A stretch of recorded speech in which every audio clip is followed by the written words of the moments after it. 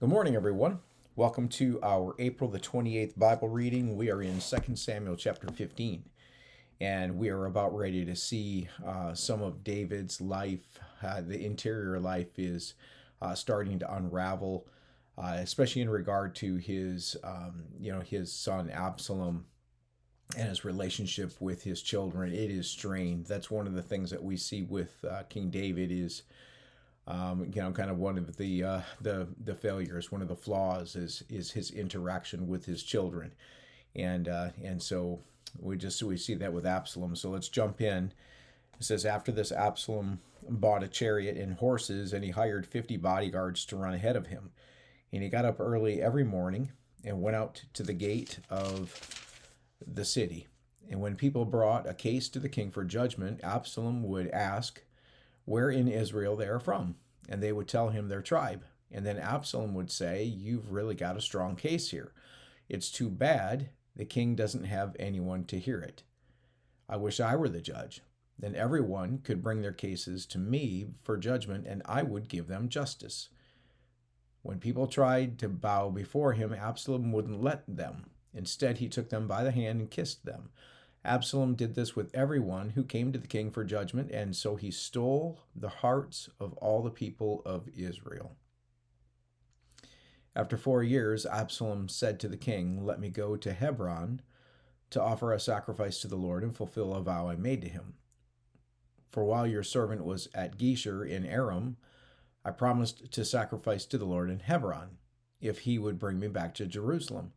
"All right," the king told him, "go and fulfill your vow."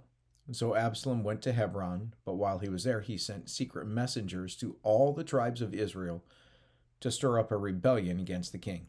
And as soon as you hear the ram's horn, his message read, you are to say, "Absalom has been crowned king in Hebron." And he took 200 men from Jerusalem with him as guests, but they knew nothing of his intentions. And while Absalom was offering the sacrifices, he sent for Ahithophel, one of David's counselors who lived in Gilo. Soon many others also joined Absalom, and the conspiracy gained momentum. And a messenger soon arrived in Jerusalem to tell David, "All Israel has joined Absalom in a conspiracy against you." "Well, then we must flee at once, or it will be too late," David urged his men. "Hurry. If we get out of the city before Absalom arrives, both we and the city of Jerusalem will be spared from disaster." "We are with you," his advisors replied. "Do what you think is best." So the king and all his household set out at once. He left no one behind except 10 of his concubines to look after the palace. The king and all his people set out on foot, pausing at the last house to let all the king's men move past to lead the way. There were 600 men from Gath who had come with David along with the king's bodyguard. And then the king turned and said to Ittai, a leader of the men from Gath, "Why are you coming with us? Go on back to King Absalom, for you are a guest in Israel, a foreigner in exile. You arrived only recently, and should I force you today to wander with us, I don't even know where we will go. Go on back and take your kinsman with you, and may the Lord show you his unfailing love and faithfulness." But Ittai said to the king, "I vow by the Lord and by your own life that I will go wherever my lord the king goes, no matter what happens, whether it means life or death." And David replied, "All right, come with us." So Ittai and all his men and their families went along. Everyone cried loudly as the king and his followers passed by. They crossed the Kidron Valley and then went out toward the wilderness. Zadok and all the Levites who also came along, carrying the Ark of the Covenant of God. They set down the Ark of God, and Abiathar offered sacrifices until everyone had passed out of the city. And then the king instructed Zadok to take the Ark of God back into the city. "If the Lord sees fit," David said, "he will bring me back to see the Ark and the tabernacle again. But if he is through with me, then let him do what seems best to him." The king also told Zadok the priest, "Look, here is my plan. You and Abiathar should return quietly to the city with your son Ahimaaz and Abiathar's son Jonathan. I will stop at the shallows of the Jordan River and wait there for a report from you." So Zadok and Abiathar took the Ark of God back to the city and stayed there. David walked up the road to the Mount of Olives, weeping as he went. His head was covered, and his feet were bare as a sign of mourning. And the people who were with him covered their heads and wept as they climbed the hill. And when someone told David that his advisor Ahithophel was now backing Absalom, David prayed, "O Lord, let Ahithophel give Absalom foolish advice." And when David reached the summit of the Mount of Olives, where people worshipped God, Hushai the Archite was waiting there for him. Hushai had torn his clothing and put dirt on his head as a sign of mourning. But David told him, "If you go with me, you will only be a burden. Return to Jerusalem and tell Absalom, I will now be your advisor, O king, just as I was your father's advisor in the past. And then you can frustrate and counter Ahithophel's advice. Zadok and Abiathar, the priests, will be there. Tell them about the plans being made in the king's palace. And they will send their sons Ahimaaz and Jonathan to tell me what is going on." So David's friend Hushai returned to Jerusalem, getting there just as Absalom arrived. 2 Samuel 16. And when David had gone a little beyond the summit of the Mount of Olives, Ziba, the servant of Mephibosheth, was waiting there for him. He had 2 donkeys loaded with 200 loaves of bread, 100 clusters of raisins, and 100 bunches of summer fruit, and a wineskin full of wine.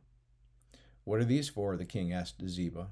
And Ziba replied, "The donkeys are for the king's people to ride on, and the bread and summer fruit are for the young men to eat, and the wine is for those who become exhausted in the wilderness." "And where is Mephibosheth, Saul's grandson?" the king asked him. "He stayed in Jerusalem," Ziba replied. "He said, 'Today I will get back the kingdom of my grandfather Saul.'" "In that case," the king told Ziba, "I give you everything Mephibosheth owns." "I bow before you," Ziba replied. "May I always be pleasing to you, my lord the king." And as King David came to Bahurim, a man came out of the village cursing them. It was Shimei, the son of Gera, from the same clan as Saul's family. And he threw stones at the king and the king's officers and all the mighty warriors who surrounded him. "Get out of here, you murderer, you scoundrel," he shouted at David. "The Lord is paying you back for all the bloodshed in Saul's clan. You stole his throne, and now the Lord has given it to your son Absalom. At last you will taste some of your own medicine, for you are a murderer." "Why should this dead dog curse my lord the king?" Abishai, the son of Zeruiah, demanded. "Let me go over and cut off his head." "No," the king said. "Who asked your opinion, you sons of Zeruiah? If the Lord has told him to curse me, who are you to stop him?" And then David said to Abishai and all his servants, "My own son is trying to kill me. Doesn't this relative of Saul have even more reason to do so? Leave him alone and let him curse, for the Lord has told him to do it. And perhaps the Lord will see that I am being wronged and will bless me because of these curses today." And so David and his men continued down the road, and Shimei kept pace with them on a nearby hillside, cursing as he went and throwing stones at David and tossing dust into the air. And the king and all who were with him grew weary along the way, so they rested when they reached the Jordan River. Meanwhile, Absalom and all the army of Israel arrived at Jerusalem, accompanied by Ahithophel. When David's friend Hushai the Archite arrived, he went immediately to see Absalom. "Long live the king!" he exclaimed. "Long live the king!" "Is this the way you treat your friend David?" Absalom asked him. "Why aren't you with him?" "I'm here because I belong to the man who is chosen by the Lord and by all the men of Israel," Hushai replied. "And anyway, why shouldn't I serve you? Just as I was your father's advisor, now I will be your advisor." And then Absalom turned to Ahithophel and asked him, "What should I do next?" And Ahithophel told him, "Go and sleep with your father's concubines, for he has left them here to look after the palace. And then all Israel will know that you have insulted your father beyond hope of reconciliation, and they will throw their support to you."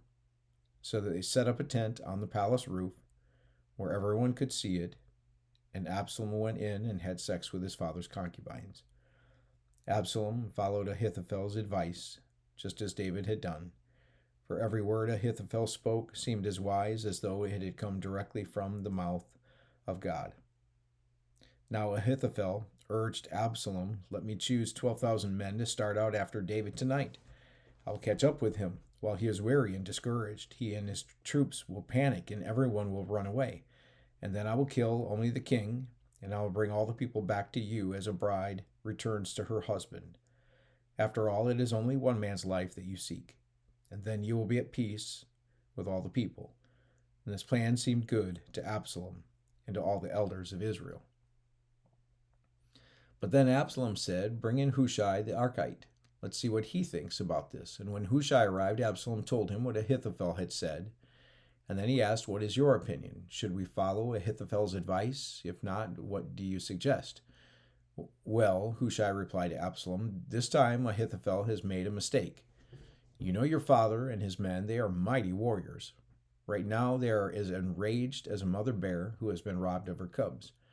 And remember that your father is an experienced man of war. He won't be spending the night among the troops. He is probably already hidden in some pit or cave. And when he comes out and attacks and a few of your men fall, there will be panic among your troops, and the word will spread that Absalom's men are being slaughtered. Then even the bravest soldiers, though they have the heart of a lion, will be paralyzed with fear. For all Israel knows what a mighty warrior your father is and how courageous his men are. I recommend that you mobilize the entire army of Israel, bringing them from as far away as Dan in the north and Beersheba in the south. And that way you will have an army as numerous as the sand on the seashore. And I advise that you personally lead the troops. And when we find David, we'll fall on him like dew that falls on the ground. And then neither he nor any of his men will be left alive. And if David were to escape into some town, you will have all Israel there at your command. And then we can take ropes and drag the walls of the town into the nearest valley until every stone is torn down." And then Absalom and all the men of Israel said, "Hushai's advice is better than Ahithophel's." For the Lord had determined to defeat the counsel of Ahithophel, which really was the better plan, so that he could bring disaster on Absalom. Okay, this is such a sad situation where David's son is not only taking the throne of his father, but also seeks to kill him. And so there's deep resentment and bitterness in Absalom's heart towards his dad. He's receiving wicked counsel from Ahithophel. And David has chosen, instead of bringing bloodshed to Jerusalem and just completely destroying Jerusalem in this civil war, David chooses instead to retreat from the kingdom. And in this process, again, he's taking a very submissive and passive position. He does not want to harm Absalom. He's already lost one son, doesn't want to harm Absalom, and so he's doing all that he can to keep his hands from shedding the blood of his son. And his son, though, is bent on taking the kingdom, grabbing power, and killing his father. And so we'll see what happens next. But there are definitely some very important lessons that we learn along the way, again, about David, and just even his response when it comes to going to war against Absalom. So we'll see. We'll see what happens next. Again, I'm reminded, if you have not yet had the opportunity, I know somebody reached out and said, hey, they went ahead and purchased the audio book of A Tale of Three Kings by Gene Edwards. Just really want to encourage you. It's a very quick read. It's an easy read, and it is a powerful book. It's called A Tale of Three Kings, and it's about Saul and David and Absalom, these three kings, right? And about kind of the nature of who we are and which one of the kings we will be like. Will we be like a King Saul? Will we be like a King David? Or will we be like a King Absalom? And so it's really, really powerful. And it's a great book, just in really allowing us these moments of introspection to look at our own hearts and to evaluate the way that each of the kings behaved, and to evaluate our own lives. And so it's a truly amazing book. So if you get an opportunity, this would be a great time to jump into it while you are, kind of reading the story of these three kings. And so, and again, here we are. We need God. We need God at the center, and things have kind of gone haywire here, in David's family. Okay, this is a family situation.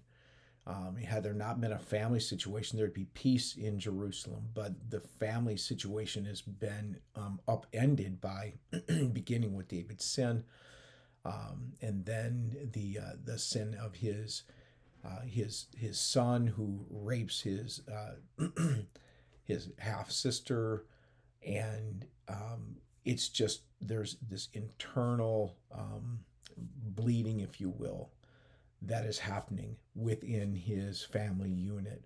And again, one of the greatest places where we need healing by our Redeemer, by Christ, is within our family units, because not only does it include, what is happening now, but it, sin has a way, excuse me, of spilling over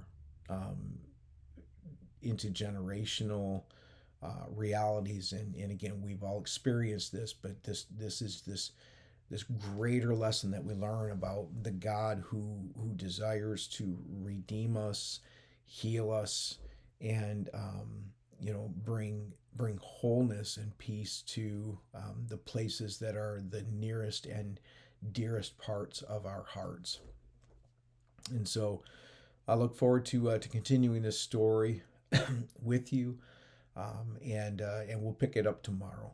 Okay, so I hope you have a really great day. Thanks again for joining me each and every day as we read through God's Word.